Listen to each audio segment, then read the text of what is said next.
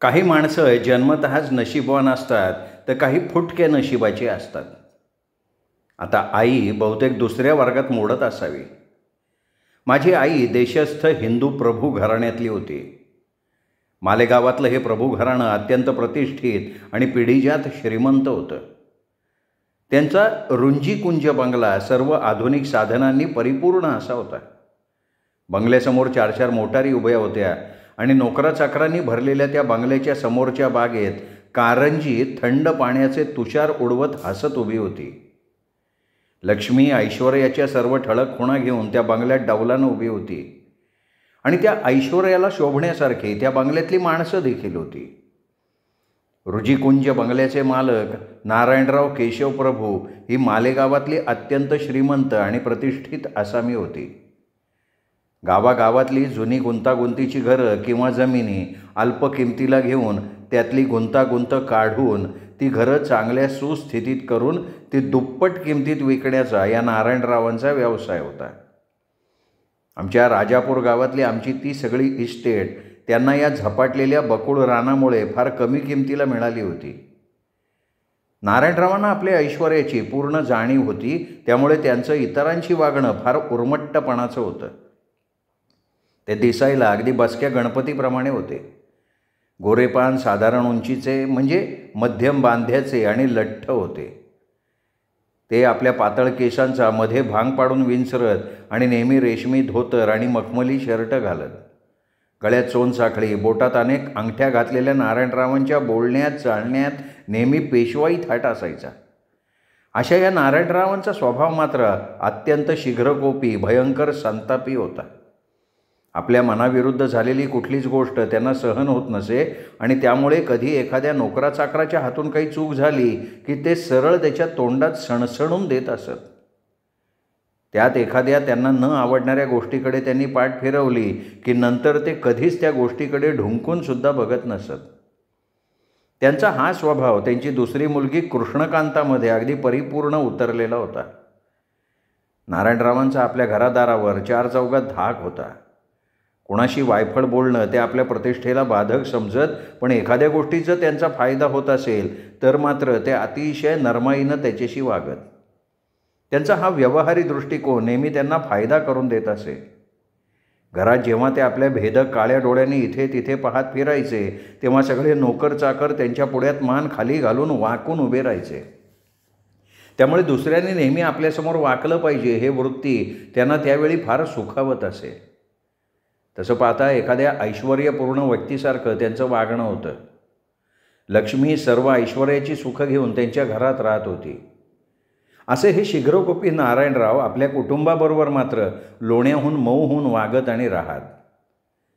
तशी त्यांची आपल्या पत्नीवर, 2 मुलींवर अत्यंत माया होती. आपल्या कुटुंबाचे ते कुठलेही लाड पुरवत आणि आपल्या कुटुंबाबरोबर ते आपल्या मनातल्या गोष्टी मन मोकळेपणानं बोलत असत. नारायणराव संध्याकाळचा वेळ फक्त आपल्या कुटुंबाबरोबर घालवत. मोठी मुलगी वत्सला त्यांची फार लाडकी होती. एखाद्या गोष्टीमुळे ते कधी भयंकर चिडलेले असले की ही वत्सला त्यांच्या गळ्यात हात घालून त्यांचा राग शांत करत असे.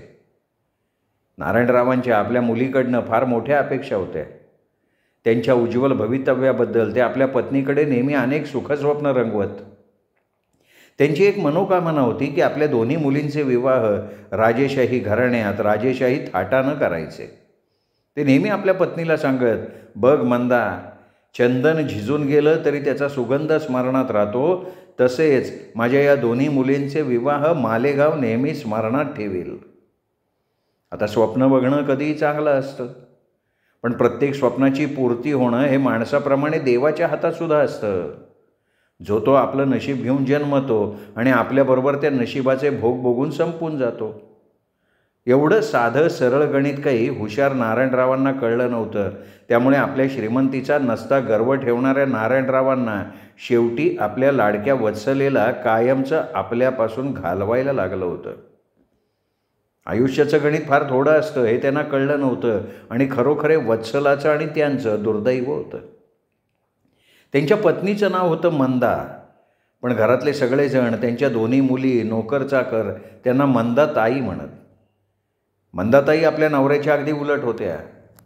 गरीब घराण्यातून आलेल्या मंदाताईंनी पोटातली भूक, गरिबीचे चटके हे काय असतात ते पाहिलेलं होतं. त्यामुळे त्यांचं आमच्या घरातल्या सर्व नोकरचाकरांशी वागणं फार संयमी असे, आपुलकीचं असे आणि त्यांचं हेच वागणं त्यांच्या मुलीला, कृष्णाला मुळीच आवडायचं नाही. ती नेहमी आपल्या आईला त्याबद्दल सुनवताना म्हणत असे, मंदाताई, ही घरातली नोकर माणसं एखाद्या पायातल्या वाहणेसारखी असतात, त्यांना कधी डोक्यावर बसवू नये. तुझ्या या नरम वागण्यामुळे आपल्या घरातली हे नोकर माणसं शेफारून गेली आहेत. जरा काही झालं की मंदाताई मंदाताई करतात, तुझ्या मागे लपतात. ते मला काही आवडत नाही.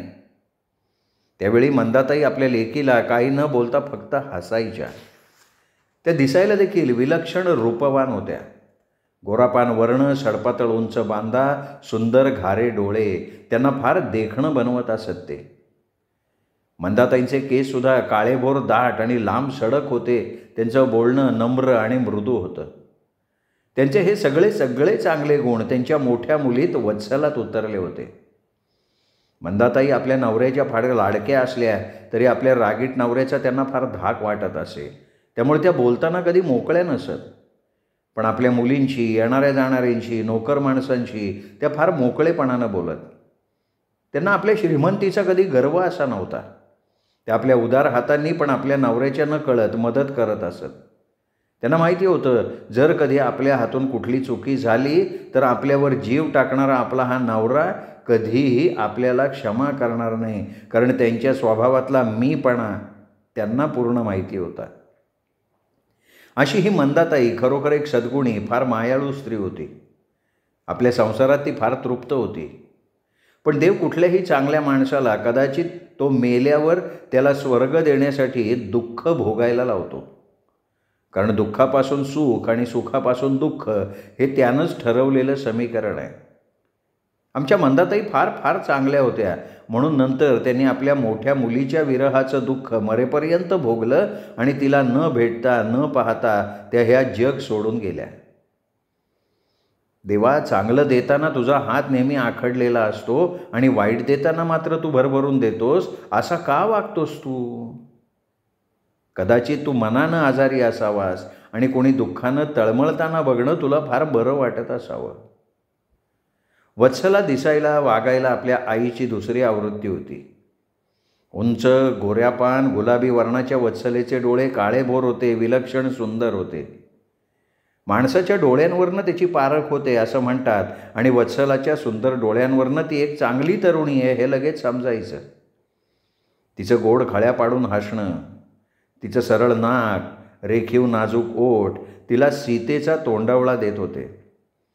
वत्सलाचे केस आपल्या आईसारखे दाट आणि लांबसडक होते. तिचं बोलणंसुद्धा अत्यंत मृदू आणि हळू असायचं.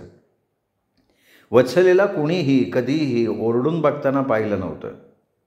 याउलट कृष्णाचा आरडाओरडा नेहमी घरात चालायचा. वत्सला अतिशय भावनाप्रधान, कविमनाची होती. एखाद्या पुस्तकातल्या विश्वात रमण्यापेक्षा कवितेच्या डोहात डुंबत राहणं तिला फार आवडत असे. कविता करणं म्हणजे आपल्या मनाच्या सौंदर्याचं दर्शन घडवणं असं तिला वाटायचं. मंदाताई झोपण्यापूर्वी वत्सलाच्या खोलीत जाऊन तिचं डोकं मांडीवर घेऊन तिला थोपटत थोपटत झोपवायच्या आणि वत्सी झोपली की आपल्या खोलीत जायच्या. आणि वत्सलाला सुद्धा आईने थोपटल्याशिवाय झोप म्हणून यायची नाही. कधी आईच्या मांडीवर पहुडलेली वत्सला खिडकीतून बाहेरचं ते आकाश बघत आईला म्हणायची, ताई, या आभाळात बघ किती गच्च चांदण्या भरलेत. त्या सर्व चांदण्यांना आपल्या ह्या एवढ्या उंचीवर असण्याचा नक्की अभिमान वाटत असेल. पण त्यातली एखादी चांदणी कधी पटकन खाली पडते, त्यावेळी तिला काय वाटत असेल ग? आणि मंदाताई आपल्या नाजूक मनाच्या पोरीच्या केसावरनं हात फिरवत हळूच म्हणायच्या, वत्से, मला तर वाटतं एखाद्या चांदणीनं असं कधी खाली पडूच नाही ग. अगं, एखाद्या उंचीवरनं आपल्या प्रियजनापासून असं अचानक एकदम जमिनीवर पडणं फार दुःखाचं असतं बघ. काही जण म्हणतात अशी चांदणी खाली पडताना तिच्याकडे काही मागितलं तर ते मिळतं. वत्से, मला तर हे सांगणं मूर्खपणाचं वाटतं ग. अगं, जो आपल्या जगातूनच गेला तो दुसऱ्याला काय देणार ग? मंदाताई भारल्या आवाजात म्हणायच्या. आणि नंतर त्या दोघी मायलेकी त्या निखळलेल्या चांदणीचा विचार करत अगदी अबोल होऊन जात. वत्सला दिसायला अतिशय सुंदर होती, वागायला सुद्धा फार छान होती, पण शिकायला मात्र ती जेमतेम होती. गणिताची आकडेमोड करण्यापेक्षा विणकामाचे गव्हाचे टाके घालून भरतकाम करणं तिला फार आवडायचं आणि ते तिला जमायचं सुद्धा खूप चांगलं. वत्सलाचं राहणं फार साधं होतं. आपण श्रीमंताची लेक होत हे तिच्या कधी गावी सुद्धा नव्हतं. वत्सलेला फुलाचं, सुगंधाचं फार वेड. एखाद्या सुंदर फुलाकडे बघून त्याच्या थोड्या आयुष्याचा विचार करून तिच्या डोळ्यात पाणी तरळत असे. ज्यावेळी वत्सला सफेद साडी नेसून आपल्या लांबलचक केसाची एक वेणी घालून त्यावर मोगऱ्याची वेणी माळायची, त्यावेळी मंदाताई तिची आवर्जून दृष्ट काढायच्या. त्या मायलेकींचं फार जमायचं. या उलट कृष्णा ती आपल्या वडिलांसारखी होती आणि नेहमी या दोघींपासून फार दूर असायची. त्या वेळीला एवढंसुद्धा कळत नव्हतं की आयुष्यातला सगळ्यात दुर्मिळ असा जो बालपणाचा क्षण, तो क्षण आपल्या आईवडिलांबरोबर, भावंडांबरोबर घालवावा. वत्सलानंतर वर्षभरात मंदाताईंना कृष्णा झाली होती. ती आपल्या वडिलांवर गेली होती. कृष्णकांता गोरीपान, घाऱ्या डोळ्यांची, शेलाट्या बांध्याची फार सुंदर तरुणी होती. तिचे सोनेरी केस तोकडे पण दाट आणि कुरळे होते, त्यामुळे ती एखाद्या विलायती मडमेसारखी दिसायची.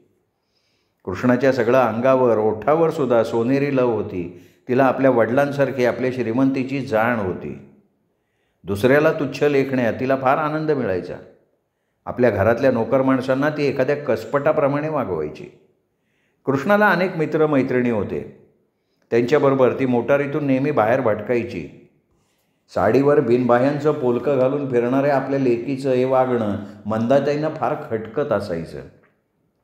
त्यामुळे तिने जरा त्याबद्दल काही बोललं की ती आईला चिडून लगेच म्हणायची, मग काय ताई, मी वत्सीताईसारखा हातात वही घेऊन कविता करत माझ्या खोलीत बसून राहू का?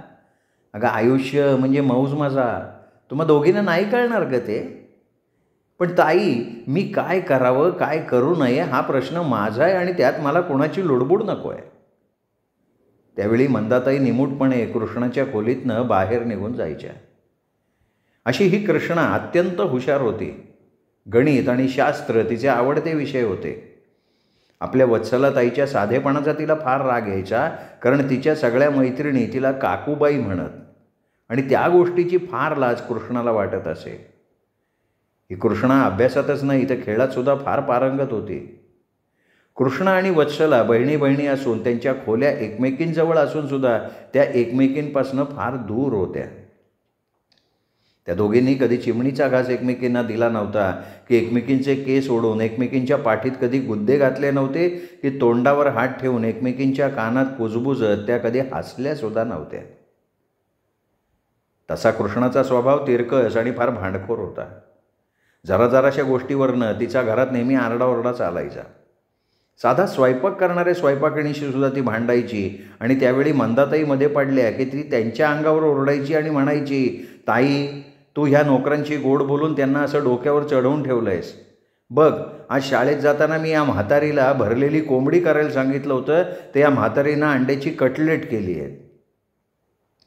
त्यावर मंदाताई कृष्णाला म्हणायच्या की अगं, मी तिला अंड्याचे कटलेट करायला सांगितले आणि संध्याकाळी ती भरलेली कोंबडी कर असं मी म्हणाले तिला. तसं कृष्णा किंचाळून म्हणायची, म्हणजे ताई, माझ्या शब्दाला काही किंमत नाही. आणि मंदाताई निमूटपणे त्या स्वयंपाकिणीला भरलेली कोंबडी करायला सांगत. कधी मंदाताई आपल्या नवऱ्याला कृष्णाच्या या वागण्याबद्दल हळूच सांगायच्या. त्यावेळी नारायणराव मंदाताईंच्या खांद्यावर थोपटत म्हणायचे, मंदा, मला सगळं कळतंय, पण ही कृष्णाच आपल्या प्रभू घराण्याचं नाव वर काढेल बघ. अगं, आता ती अभ्यासात खेळात आपलं नाव गाजवती आहे. हे बघ मंदे, आपल्या घरात एक बर्फाची नदी आहे तर एक ज्वालामुखी आहे. आता त्या बर्फाच्या नदीला आपल्या परीनं वाहू दे आणि ज्वालामुखीला आपल्या परीनं खदखदत राहू दे. आपल्याला त्यामुळं काही फरक पडत नाही. हे बघ, तू कृष्णाची चिंता करू नकोस, चल झोपी जा. आणि कृष्णाच्या वागण्याचा विषय तिथेच संपून जायचा.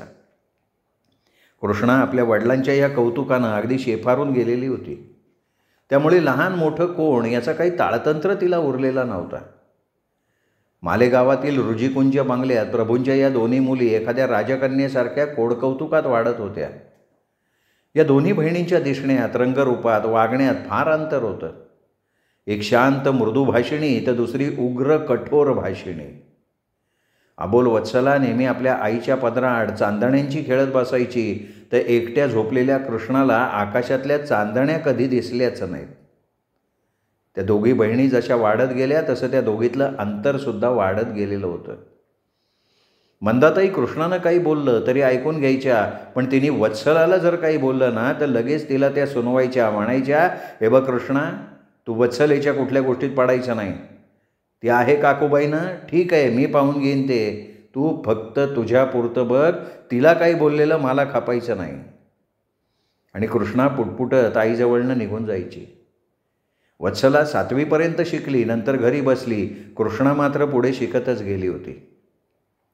असं हे प्रभूंचं घर 2 ध्रुवावर राहणाऱ्या माणसांचं असलं आणि त्या घरातल्या सगळ्यांच्या आवडीनिवडी वेगळ्या असल्या तरी त्या चौघांचं एकाच बाबतीत मात्र एकमत होतं, आणि ते म्हणजे चमचमीत रुचकर खाणं. श्रीमंती फक्त साठवून न ठेवता ती भोगावी या मताचे नारायण प्रभू होते. त्यामुळे रुजिकुंज बंगल्यात नेहमी मटण मच्छीचे स्वादिष्ट वास दरवळत राहायचे. ती सगळी प्रभू मंडळी मटण मच्छी खाण्यात विलक्षण पटाईत होती. आता त्या बंगल्यात इनमीन 4 माणसांचा स्वयंपाक रांधायला 2-2 स्वयंपाकणी ठेवलेल्या होत्या. आपल्या जेवणाच्या टेबलावर त्या मंडळींना भरलेली कोंबडी, पुलाव, मटणाची तिखट आमटी, कटलेट आणि अनेक मांसाहारी प्रकार लागायचे. सकाळी मटणाचं जेवण असेल तर संध्याकाळी मच्छीचे अनेक प्रकार केले जात, आणि ते सगळी प्रभू मंडळी खुर्चीवर बसून नाजूक नक्षीदार काचेच्या बशीतनं हादरत असत. अगदी काट्या चमच्यानी जेवत आणि जेवण झाल्यावर सुकामेवा, आईस्क्रीम, फळाहार चापून खात असत. इथे तिन्ही त्रिकाळ मांसाहार आणि त्याचे वेगवेगळे प्रकार खाल्ले जात. इथे कधी कोणी पाट मांडून, रांगोळीमध्ये ताट ठेवून, वरण भातावर साजूक तुपाची धार सोडून ब्राह्मणी जेवण जेवत नव्हतं, की जेवणानंतर तोंडात कधी वेडा त्यांनी चघळला नव्हता. हे असलं ब्राह्मणी जेवण गरिबाचं असतं असं त्या मंडळींचं प्रामाणिक मत होतं. वरण भात, ताकाची कढी, पापड, बटाट्याची भाजी असं काही ऐकलं की कृष्णा आणि वत्सलासुद्धा इग बाई असंच करायच्या. आता या दोन्ही बहिणी सगळ्या बाबतीत अंतर असलं तरी त्यांची जेवणा खाण्याची आवड मात्र एकच होती. अगदी मंदाताईसुद्धा त्याच आवडीनिवडीच्या होत्या. त्या दोघी स्वयंपाकिणी रात्रंदिवस मटण वडे, पुलाव आणि अनेक मटण कोंबडीचे पदार्थ करताना अगदी दमून जात असत. पण ह्या असल्या जेवणाशिवाय त्या प्रभूमंडळीच्या घशाखाली घास म्हणून उतरायचा नाही. स्वतः मंदाताई कधी आपल्या कुटुंबासाठी त्यांना येणारा मटण मच्छीचा स्वयंपाक रांधायच्या. तिथे सकाळी चहाच्या वेळेला कोणी उपमा, शिरा किंवा पोहे खाल्ले नाहीत, तर सकाळी कॉफीबरोबर अंड्याचं आमलेट, कोलंबीचं कटलेट, मटणाचे सामोसे असलं खाणं त्या टेबलावर चालायचं. एवढं सगळं सांगायचं तात्पर्य काय, तर अशी ही प्रभू मंडळी अस्सल मटण मच्छी खाणारी खवय्या मंडळी होती. पण नारायण प्रभूंनी कधी मद्याला स्पर्श केलेला नव्हता. आपल्या कुटुंबाबरोबर एकत्र स्वादिष्ट रुचकर जेवणं हे त्यांना फार आवडत असे. ती सगळी मंडळी फक्त जेवणाच्या वेळी एकत्र टेबलावर बसत, जेवताना गप्पा गोष्टी करत आणि जेवण आटपलं की आपापल्या दिशेनं भुर्रकन निघून जात. तसं ते जेवणाचं मोठं टेबल त्या सगळ्यांना एकत्र आणण्याचं एकमेव ठिकाण होतं. नारायणरावांनी आपल्या त्या मोठ्या बंगल्यात त्यांच्या सगळ्या देवांना दूर असं एक आगळं वेगळं देवघर बांधलं होतं. आपले सगळे ब्राह्मण देव या खाण्यापिण्यापासून दूर राहावेत अशी त्यांची इच्छा होती. प्रभूंच्या माझघरापासून बरंच दूर असलेलं प्रभूंचं भव्य देवघर अतिशय सुंदर होतं. त्या देवघरातली फरशी सफेद संगमरवराची होती. भिंतीवर अनेक देवदेवतांच्या चित्रांची कलाकुसर केली होती. वर छतावर गोल देवळाच्या कळसासारखा सोनेरी रंगाचा कळस रेखाटला होता. त्या कळसातून त्या देवघरात मंद निळा प्रकाश येत असे. या देवघरात एक खूप मोठा संपूर्ण चांदीचा देव्हारा समोरच्या भिंतीजवळ सरकवून ठेवला होता. आता प्रभूंचं दैवत शंकर आणि बालाजीचं, पण या देव्हाऱ्यात इतरही देव राहत होते. सर्वप्रथम त्या देव्हाऱ्यात शंकर पार्वतीची हातभर उंचीची संपूर्ण सोन्याची मूर्ती होती. त्या मूर्तीचं वैशिष्ट्य म्हणजे शंकराचा उजवा भाग आणि पार्वतीचा डावा भाग मिळून ती जुळी मूर्ती तयार केली होती. अशी जुळी मूर्ती म्हणजे शंकर पार्वती ही एक शरीराची आणि एका आत्मेची 2 रूपं आहेत हे दर्शवित होती. वास्तविक ही सुंदर मूर्ती प्रभू घराण्यातल्या मूळ पुरुषाला नदीत मिळाली होती. या मूर्तीच्या स्थापनेनंतर त्या प्रभू घराण्याची भरभराटच होत होती. या मूर्तीचं आणखीन एक वैशिष्ट्य होतं. या मूर्तीकडे टक लावून पाहिला असता त्या मूर्तीचं डोकं हलण्याचा आणि मंद हसण्याचा भास होत असे. या जुळ्या मूर्तीनंतर लक्ष्मीची सोन्याची मूर्ती होती. ती नारायणरावांनी स्वतः बनवून घेतली होती. या लक्ष्मीच्या अंगावर खऱ्या हिऱ्या मोत्याचे अलंकार घातलेले होते. डोक्यावर सोन्याचा मुकुट आणि नाकात हिऱ्याची नथ होती. या एकाच मूर्तीच्या विकण्यानं एका गरीब घराची गरिबी कायमची दूर झाली असती, एवढी ती मूर्ती मौल्यवान होती. त्यानंतर बालाजीची मूर्ती, ती सुद्धा सोन्याची. तिथली म्हाळसादेवी, सरस्वती, अंबा सगळ्या सोन्याच्या होत्या आणि त्या सगळ्यांसमोर डोक्याला हात लावून शेंद्री गणपती बसलेला होता आणि तोच गणपती नंतर आमच्या देव्हाऱ्यात येऊन बसलेला होता. या देव्हाऱ्यासमोर 4 मोठ्या चांदीच्या समया ठेवलेल्या होत्या. देवासमोरच्या चांदीच्या ताटात फलाहार आणि मिठाई भरली होती आणि चांदीच्या पेल्यात दूध ठेवलेलं होतं. तिथली घंटासुद्धा चांदीची होती. तिथे सोन्या चांदीची अगदी रेलचेल झाली होती. तो संपूर्ण देव्हारा सुगंधी फुलांनी, धूपपात्रातल्या सुगंधांनी अगदी भरून गेलेला होता. त्या देवघरातली ती पवित्र शांतता कोणाच्याही मनाला व्याकुळ करणारी होती. प्रभूंच्या या देवघरात प्रभूमंडळी आंघोळ केल्याशिवाय कधीही जात नसत. इथे नोकर चाकरांना येण्यास सक्त मनाई होती. नारायणराव भल्या पहाटे आपली आंघोळ आटपली की मंदाताईसह देवघरात येऊन फुलं, फळं, उदबत्त्या, नारळ, पेढे आणून ठेवीत. मेवा मिठाई ताटात नीट भरून ठेवीत. मंदाताई अगदी पहाटे आपली आंघोळ आटोपली की स्वतःच्या हातानं काजू बदाम घातलेली खीर खास गणपतीसाठी करून ती चांदीच्या वाटीत आणून देवघरात ठेवत. वत्सला तोपर्यंत दुर्वा फुलं आणायची आणि कृष्णा देवपूजा कधी संपून चहाला बसायचं या विचारात पडलेली असे. ही सगळी पूजेची तयारी फक्त प्रभूमंडळीच नोकराशिवाय करत, नाहीतर साधा पाण्याचा पेलासुद्धा त्यांना नोकराच्या हातून लागायचा. बरोबर 7:30 वाजता ओंकारेश्वर भट तिथे येत. त्यावेळी सगळी प्रभूमंडळी अगोदर देवघरात बसलेली असे. ओंकारेश्वर भट आले की ते लगेच देवपूजेला आरंभ करत, श्लोक म्हणत, घंटी वाजवत. त्यांची साधारण अर्धा तास तरी पूजा चालायची. नंतर पूजा संपल्यावर ते सगळ्यांना आशीर्वाद देऊन त्यांना प्रसाद देत आणि हातावर प्रसाद पडल्याबरोबर प्रभूमंडळी त्या देवघरातनं निघून जात. नंतर तिथली आवराआवर करण्यासाठी एकटे ओंकारेश्वर भटच त्या सुंदर देवघरात उरत. त्यावेळी ते देवघर अनेक सुगंधित फुलांच्या, उदबत्तीच्या, धूपाच्या वासानं भरून गेलेलं असायचं.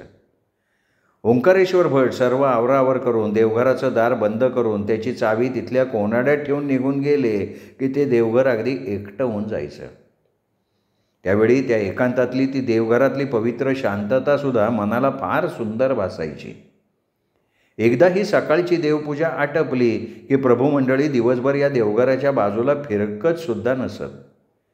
तर ती सगळी मंडळी जेवणाच्या टेबलावर बसून मटण मच्छी खाण्यात गुंतलेली असे. त्या छोट्याशा मालेगावात फक्त 2च मंदिरं होती. एक टेकडीवरचं काळ्या रामाचं राम मंदिर आणि दुसरं नदीकाठचं लक्ष्मी मंदिर. 2च शेंडीवाले भट होते. एक कोकणातून आलेले ओंकारेश्वर भट आणि दुसरे मालेगावचे राघव भट. या मालेगावात काळ्या रामाचं मंदिर फार प्रसिद्ध होतं. या मंदिरात रामाच्या अनेक मूर्ती वेगवेगळ्या ढंगात उभ्या होत्या आणि या त्या सगळ्या मूर्ती काळ्या रंगाच्या होत्या. ते मंदिरसुद्धा काळ्या दगडात कोरलेलं होतं.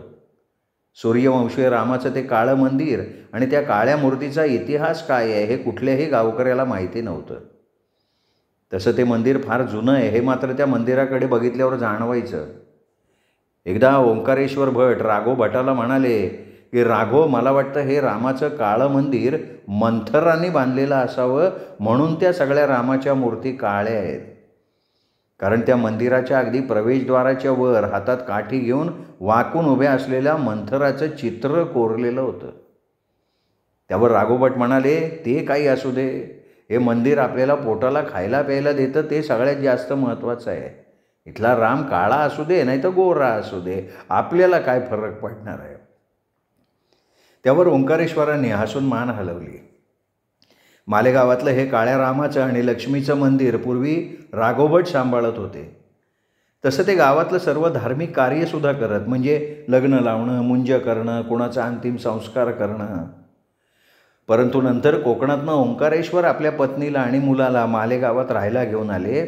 त्यावेळी केवळ एक माणुसकी म्हणून राघव भटांनी त्यांना आपल्याबरोबर या मंदिराच्या देवधर्मात घेतलं. तसं पाहता आता वयाप्रमाणे त्यांनाही दोन्ही मंदिरं, गावचं धर्मकार्य सांभाळायला जड जात असे. त्यामुळे माळेगावातले सगळ्या श्रीमंत नारायणप्रभूच्या घरचे सगळे देवधर्म ओंकारेश्वर भटाजवळ नारायणरावांनी दिलेले होते.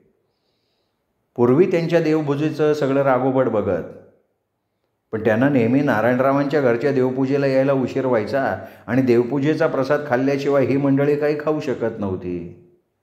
शेवटी कंटाळून प्रभूंनी नवीनच आलेल्या ओंकारेश्वर भटाच्या हातात देवपूजेचं सगळं काम सोपवलं. त्यामुळे राघव भटजींना बरं वाटलं. राघव भटांना मूलबाळ नव्हतं, फक्त ते आणि त्यांची पत्नी सावित्री. त्यामुळे प्रभूंची देवपूजा हातची गेली तरी राघव भटांना विशेष फरक पडला नव्हता. पण नंतर जे काही रामायण घडलं होतं त्यामुळे त्यांना फार फरक पडला होता.